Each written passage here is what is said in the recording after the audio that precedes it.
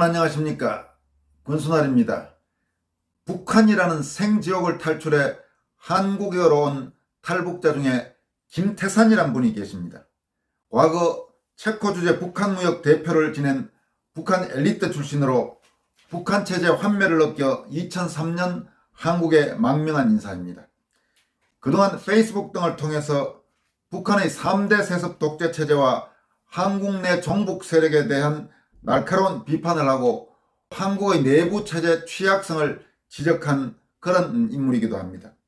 탈북 외교관 출신인 김태산 씨가 오늘 10월 23일 최근 북한에서 나타나고 있는 의미 있는 움직임 하나를 소개하고 그 배경을 분석한 글이 눈길을 끕니다. 즉 북한 권력자 김정은의 조부인 김일성과 김정은의 부친인 김정일 지우기로 볼 수도 있는 일들이 최근 북한에 일어나고 있다면서 옛날식으로 보면 상상도 못할 일이라고 설명했습니다.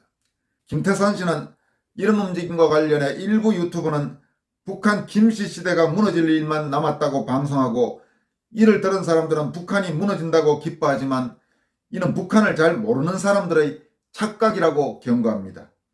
이어 김정은은 아버지 김정일이 남긴 나쁜 흔적들을 지우고 머지않아 자신의 단독 초상화를 내걸 준비를 하고 있다면서 김정은 정권은 무너지고 있기는커녕 더 강해지고 있을 수도 있다고 분석합니다. 오히려 한국이 점점 더 위험해지고 있는 형편인데도 유튜버들은 대중의 관심을 끌기 위해 북한이 당장 무너져 간다고 설레발을 칠 뿐이라며 그런 유튜버들에게 속지 말라고 충고했습니다.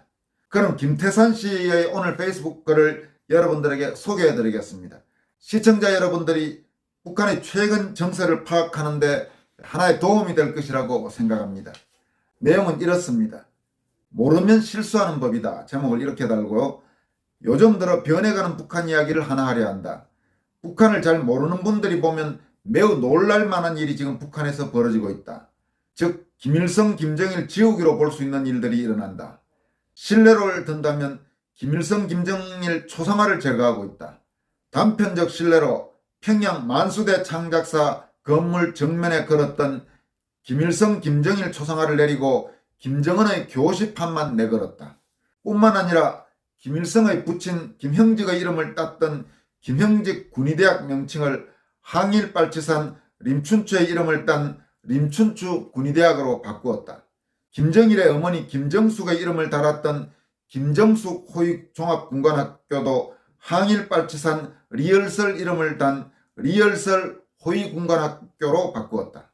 김일성의 동생 김철주의 이름을 달았던 김철주 포병군관학교도 빨치산 오진우의 이름을 달아서 오진우 포병군관학교로 바꾸었다. 물론 그 외에도 많다. 김정은을 잘 모르고 북한을 옛날식으로만 보면 상상도 못할 일이 일어난 것만은 사실이다. 그래서 모 씨는 북한이 이제는 김씨 시대는 끝나고 머지않아서 무너질 일만 남았다고 방송을 하고 그것을 들은 사람들은 대한민국을 걱정하는 게 아니라 북한이 무너진다고 상상하며 기뻐들 한다. 여기에서 말한 모 씨는 원래 김태산 씨는 실명을 밝혔습니다만은 제가 여러분들에게 소개할 때는 굳이 실명을 밝힐 필요가 없는 것으로 판단돼 모 씨로 이렇게 말했습니다. 계속 이어가겠습니다. 다시 말하지만 북한을 잘 모르는 사람들의 착각이다. 솔직히 탈북자들은 북한의 현실을 알기에 가슴이 답답하고 안타깝기만 하다. 명백히 말하건대 정은이는 바보 아니다. 정은이는 김정은을 말합니다. 즉 나이는 어리지만 정치를 잘하는 인간이다. 정은이는 국민들의 심리를 매우 정확히 읽고 있다.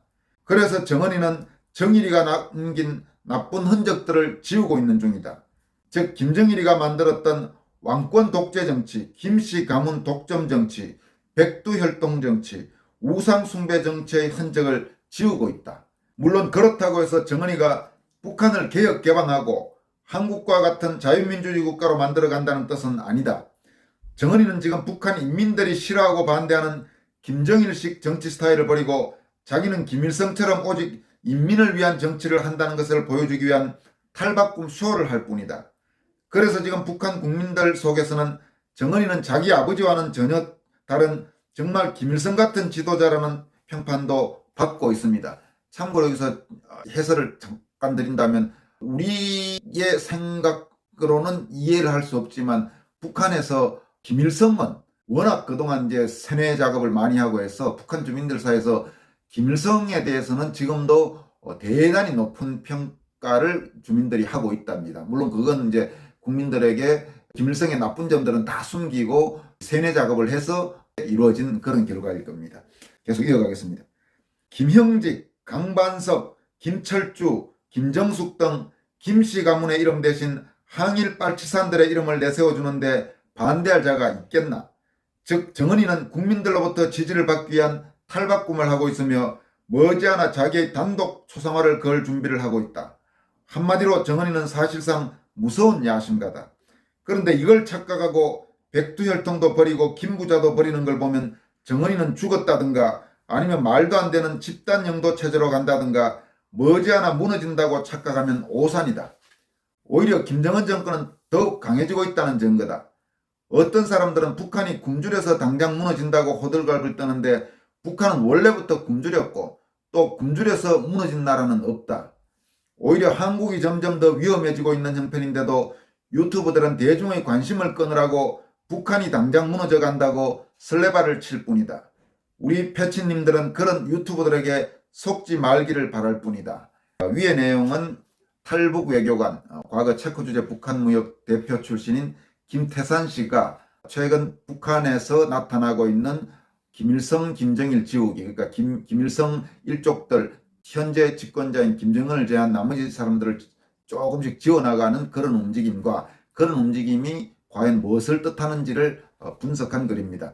김태산 씨가 말한 유튜브 그 분석이 맞을지 김태산 씨의 분석이 맞을지 이제 앞으로 지켜봐야 되겠지만은 김태산 씨의 이런 분석은 섣부른 낙관을 해서는 안 된다는 점을 보여준다는 측면에서 의미가 있는 걸로 판단됩니다. 이런 내용들은 좀 우리가 알아둘 필요가 있어 보입니다.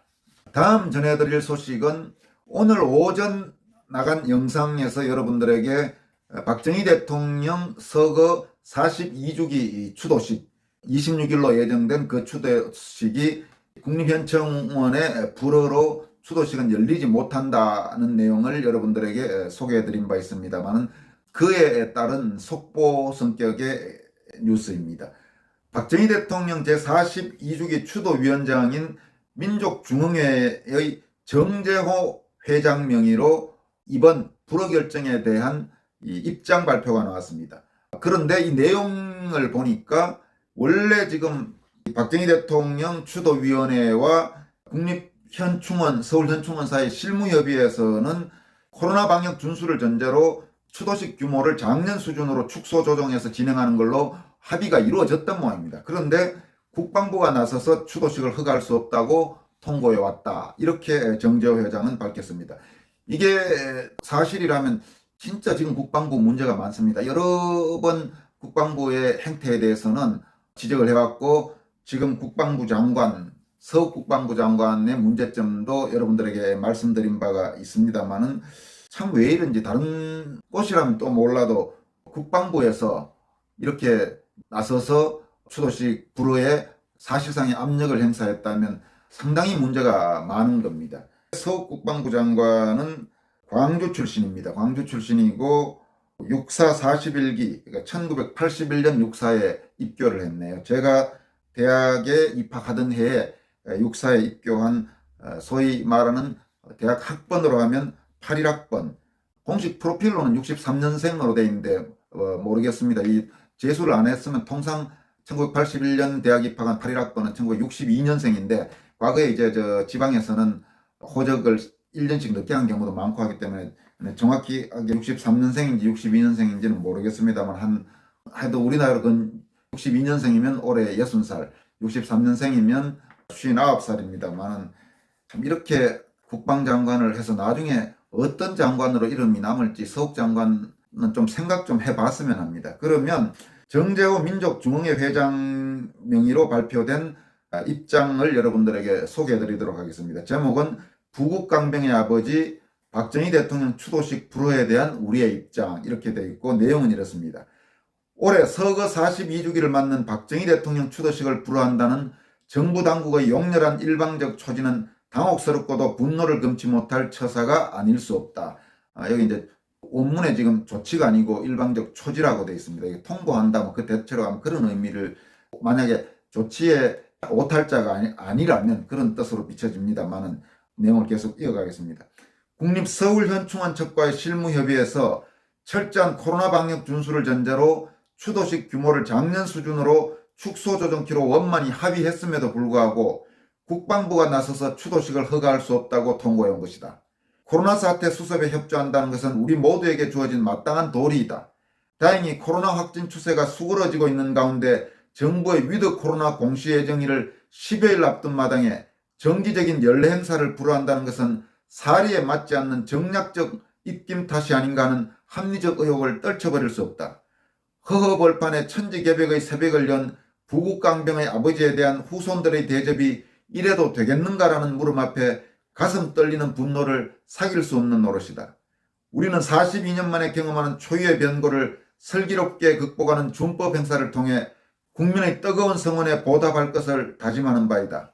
박정희 대통령 제42주기 추도위원장, 민족중흥회 회장 정재호. 위원 내용은 박정희 대통령 42주기 추도위원회 위원장을 맡고 있는 민족중흥회의 정재호 회장 명의로 나온 입장 발표입니다. 정말 한국이, 그리고 한국인들이 박정희 대통령에 대해 이렇게 대접하면 안 되죠. 설사 좌파 세력들까지 포함해서라도 그 아무것도 없던 거지 나라, 그 가난한 극빈의 나라에서 이만큼 발전하고, 그리고 우리 국민들이 이만큼 살면서 국제적으로 대접받게 된 1등 주역, 핵심 주역은 누가 뭐라 해도 박정희 대통령입니다. 물론 박정희 대통령과 함께 경제기적을 만들어낸 주요 기업인, 그리고 주요 공직자들, 그리고 당시 잘 살기 위해서 뛰었던 국민들, 다 그 시대 국민들의 공로가 다 모두 있지만 한 명만 따지라면 누가 뭐라 해도 박정희 대통령이 공인 것입니다. 그럼 박정희 대통령한테 후손들이 이런 식으로 대접을 해서는 나중에 정말 벌 받을 수 있습니다. 여기까지 하겠습니다. 여러분 고맙습니다.